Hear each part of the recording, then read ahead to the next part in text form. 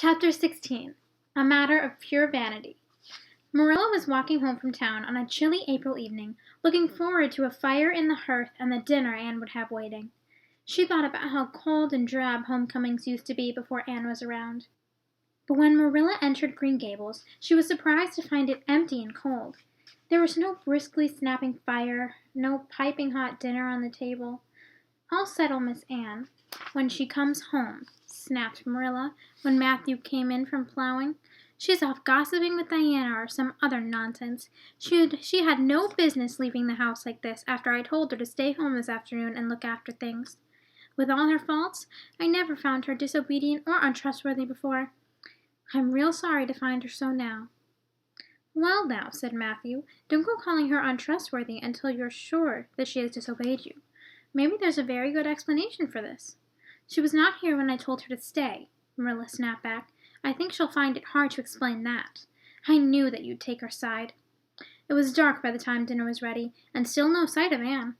After dinner, a worried Marilla went up to Anne's room to fetch a candle. When she had lit it, she turned around to find Anne lying on her own bed. "Mercy," said Marilla, startled. "Have you been asleep all this time, Anne?" "No," was the muffled reply. "Are you sick then?" Anne moved farther away on the bed, as if she did not wish to be seen. "No, but please, Marilla, go away and don't look at me. I'm awfully depressed, and I don't care about anything anymore because I don't think I'll be able to go anywhere ever again." "Anne Shirley, what have you done?" asked the confused Marilla. "Get up this minute and tell me. Whatever is it?" Finally, Anne inched slowly away from the wall and showed her face. "Look at my hair," she whispered. Marilla lifted her candle and looked at Anne's long hair. "Anne Shirley, what have you done to your hair? It's green." Anne's hair was a strange, dull, bronzy green, with streaks of the original red here and there. Marilla had never seen anything more hideous in her life. "I thought nothing could be as bad as red hair," moaned Anne, "but it's 10 times worse to have green hair." "I might have expected something like this," said Marilla when she had coaxed Anne down to the warm kitchen. "You haven't gotten into a scrape for over 2 months. What on earth did you do to your hair?" "I dyed it," said Anne. "I knew it was a wicked thing to do, but I thought it was worth while being just a little wicked to get rid of red hair. I meant to be extra good in other ways to make up for it." "Well," replied Marilla, "if I thought it was worthwhile to dye my hair, I would have dyed it a decent color at least. I wouldn't have dyed it green." "Neither would I," protested Anne. "But the salesman assured me it would turn my hair into—" "Neither would I," protested Anne. "But the salesman assured me it would turn my hair a beautiful raven black." That night they scrubbed and washed Anne's poor hair until you might have thought it would fall out. But when they were finished, it was no less green than when they began. "Oh, Marilla, what shall I do?" asked Anne in tears. "People have pretty well forgotten my other mistakes, like making Diana drunk and falling off her roof, but they'll never forget this." Anne's unhappiness lasted another week. During that time, she shampooed her hair every day and never left the house.